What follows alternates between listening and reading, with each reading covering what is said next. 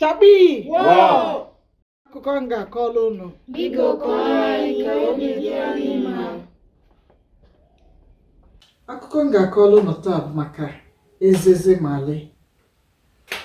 Ọ bụrụ na agwa ntị ma ọ nụrụ ebele isi ebele ntị. O nwere ofu di na nwunye nụlụ fa bitele aka tupu fa amụta nwa. Fa mụtazie nwa wee maa nnukwu nwa. Fa wee gụọ ya ezeze mali. Maka oke mma anụ ọ masị nna ya wee fụ ya n'anya rinne, ọ bụrụ nnọọ anya nna ya. Nne ya ọpụtara na-asị nna ya, ị na-azụtọkwa nwa anụ ma ide abakwali ya mba, ezeze mali n'ife ọjọọ. Nna ya agbachite ihe. Ezeze mali ka a mụsịrị ya fa mụta nwụrọzi nwa ọzọ bụrụzie esofu nwa ka onwe. Mana ezeze mali masị mma, ndị mmadụ fụrụ ya n'anya rinne, onwe ọtụtụ ndị oyi. Ife na-asọgbu kalisifa bụ ọ bụrụ nnukwu mmiri ezosi etu anụma ozotụsịa mkpụrụ osisi dị iche iche ya na ndị oyi ya fa gbaji ije feta mkpụrụ osisi fajeluo fa na-atụtụ ụfọdụ oge fatụtụkata ezeze mali anatazie n'anyasị mgbe a nne ya chirigo obi n'aka kemgbe ọ si ezi kedu ebe ijezi kemgbe ka ife iji wee nọta aka ezeze mali ya mụọ amụsị nwunye ya gba nkịtị. Ọ na anyị ifuzi ọtụtụ mkpụrụ ukwu osisi anyị wee tụtụgide anyị amazi oge anyị ji wee tụtụfee oke natazie na anyasị.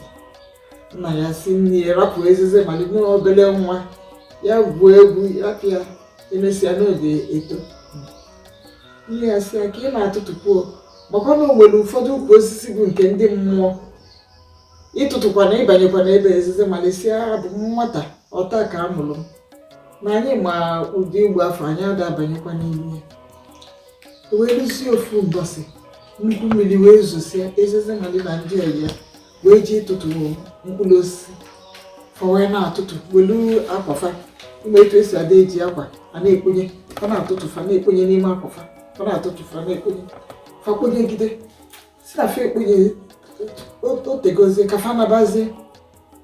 Oge a ka ezeze mali tụgharị wee fụ ugiri na-asụchasịala ezeze mali mana ndị mmadụ ada afụkebe ugiri n'anya maka ugiri na-eme ka ọ na-ana ana. Ugiri dịka mango, ọ na-adị ka mango, ime ya na-adị elu. A na-eji mkpụrụ ya eme ọgbọnọ, ọ na-adịba ka ọgbọnọ mana ọ bụrụ ọgbọnọ. Ndị mmadụ adịrị ndị na-akụdo ukwu osisi ugiri na-akụ ya maka mkpụrụ ya afụ eji eme dịka ọgbọnọ. Ya ọ bụrụ na ugiri ya dasịa n'anị onye kụrụ ya ọ dị-ewute ma ndị mmadụ tụtụrụ na-ata ma fatasịa fatọgbọkwala ya mkpụrụ ya etu esi eme ya n'ebe niile. Oge ahụ ezeze mali afụ ugiri wee sị ka ya jee tụtụọ.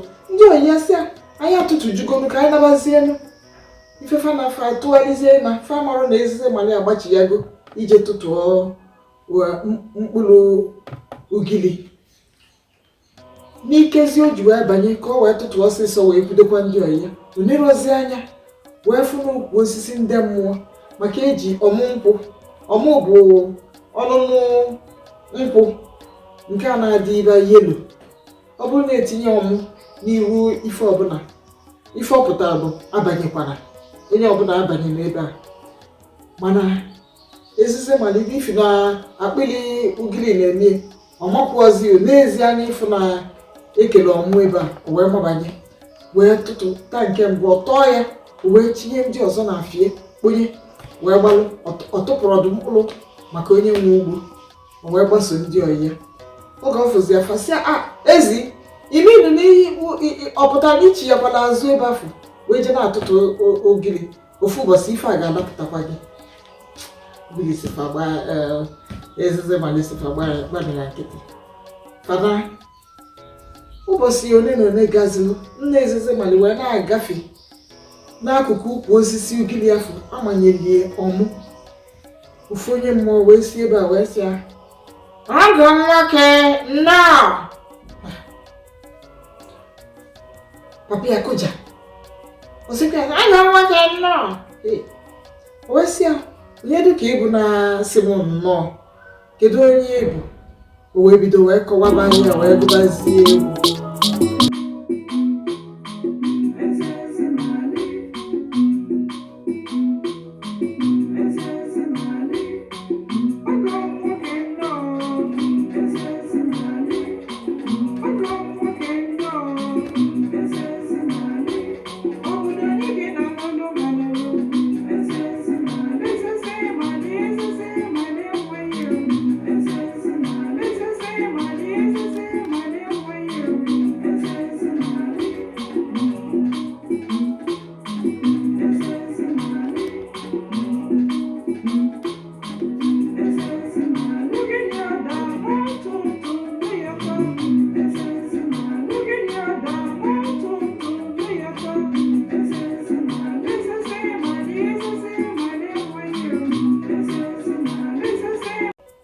oge ọ gosizili egwu nna Ezeze Mali wee sị na fa atọkelekwa ya bụ na Ezeze Mali ji wee welu ugili onye mmụọ wee sị ya ife mere ogo na o ruo ụbọchị afịa ọzọ ịkpọta nwa gị na m ga-anụ ya.